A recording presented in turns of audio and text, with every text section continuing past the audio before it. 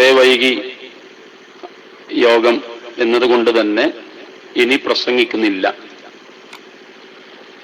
ഒരു കാര്യം സൂചിപ്പിക്കുകയാണ്. ഒരു 5 മിനിറ്റിനുള്ളിൽ നമ്മൾ സംസ്ഥാന വ്യാപകമായി ഇങ്ങനെ ഒരു പരിപാടി, അന്ധവിശ്വാസ നിർമ്മാർജ്ജനത്തിന് നിയമനിർമ്മാണം നടത്തുക എന്ന ഒരു പരിപാടി ISM-ന്റെ ഇസ്ലാഹി പ്രസ്ഥാനത്തിന്റെ ചരിത്രത്തിൽ ആദ്യമാണ്. നമ്മുടെ നാട്ടിലുള്ള എല്ലാ വിഭാഗത്തിൽപ്പെട്ട ആളുകളോടും ഇതിന് പിന്തുണ തേടിക്കൊണ്ടുള്ള ഒപ്പുശേഖരണങ്ങളും കവലയോഗങ്ങളും ഇതുപോലെയുള്ള സംഗമങ്ങളും സംഘടിപ്പിച്ചുകൊണ്ടിരിക്കുകയാണ് ISM. നിയമമുണ്ടായതുകൊണ്ട് നടക്കാതെ പോകും എന്ന ധാരണ കൊണ്ടല്ല, നിയമത്തിന്റെ പരിരക്ഷ കൊണ്ടാണ് ഇത്തരം എല്ലാ അന്ധവിശ്വാസങ്ങളും നമ്മുടെ നാട്ടിൽ പെറ്റുപെരുകി വ്യാപകമാകുന്നത്. മദ്യ നിരോധനത്തിനെതിരെ നിയമനിർമ്മാണം കൊണ്ടുവരാനുള്ള ശ്രമം പോലും ഭാഗികമായി പരാജയപ്പെടുന്ന ഒരു കാലഘട്ടത്തിലാണ് നമ്മൾ ജീവിക്കുന്നത്. എന്നാലും നിയമം മൂലം നിരോധിക്കപ്പെട്ട ഒരു കാര്യം നടക്കുന്നു എന്ന് ചൂണ്ടിക്കാണിച്ചാൽ അതിന് അതിൻ്റെതായ ഫലമുണ്ടാകും എന്നതുകൊണ്ടാണ് നിയമനിർമ്മാണം നടത്തണം എന്ന് നമ്മൾ പറയുന്നത്. 3 മതങ്ങളാണ് നമ്മുടെ നാട്ടിൽ കാര്യമായിട്ടുള്ളത്. കേരളത്തിൽ ഈ 3 മതത്തിന്റെ ആളുകളും 3 മതത്തിലെ പുരോഹിതന്മാരും മതവിശ്വാസികളെ നിഷ്കളങ്കരും നിസ്വാർത്ഥരും ആയിട്ടുള്ള മതവിശ്വാസികളെ നിർലജ്ജം ചൂഷണം ചെയ്യുന്നത് നമ്മൾ കാണുന്നു. ഈ മാസത്തിൽ നടക്കുന്ന ഒരു കാര്യം, നമ്മുടെ ഹിന്ദു സഹോദരന്മാർ അവരുടെ മണ്ഡലകാലമാണ്.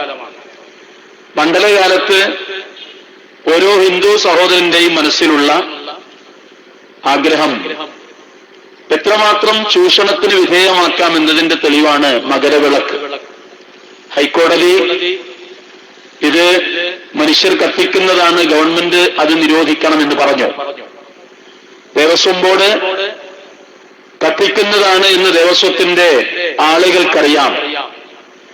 അതിന് സംരക്ഷണം കൊടുക്കുന്നത് പോലീസുകാരാണ്.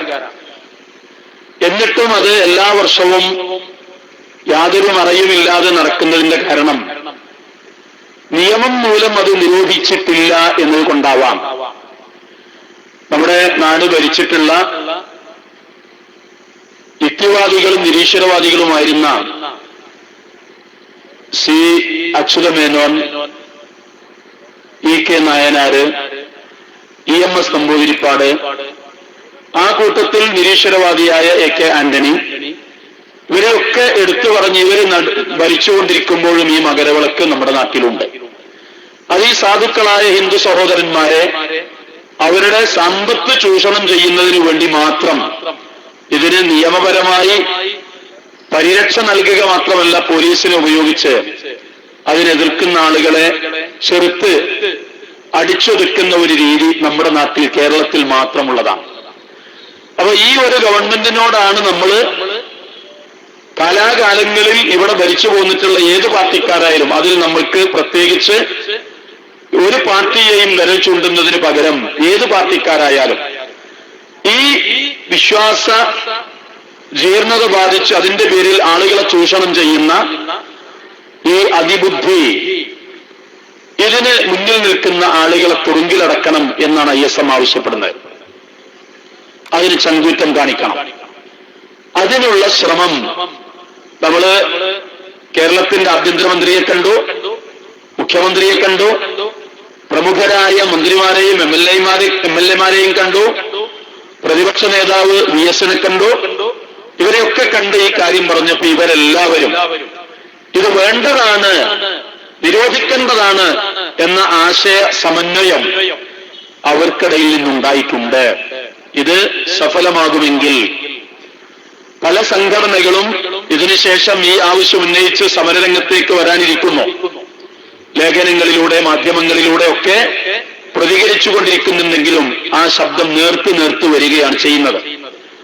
അതിനിടയിൽ ISM ഏറ്റെടുത്തിട്ടുള്ള ഈ ദൗത്യം വിജയം കാണും വരെ മുന്നോട്ട് പോകും എന്നാണ് ISMന്റെ തീരുമാനം.